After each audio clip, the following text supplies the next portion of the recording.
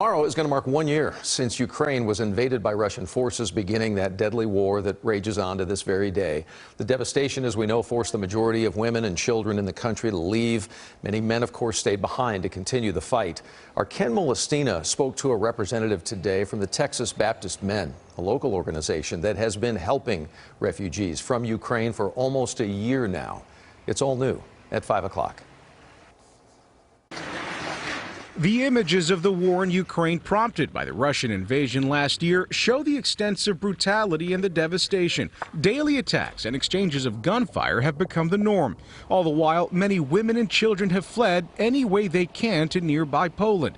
It's there that a delegation of volunteers from the North Texas-based Texas Baptist Men have been helping for almost a year now. We've moved from that emergency relief to a longer-term plan for caring for these people. Rand Jenkins is the Senior Director of Advancement for TBM. I chatted with him virtually from his assignment in Poland, where TBM teams are aiding to resettle the majority of women and children refugees. He says they've offered funding, resources, things like meals and water, and even logistics planning to get them into housing, jobs, and even schools. One of the key things that we're seeing now is despair that is setting in with these women.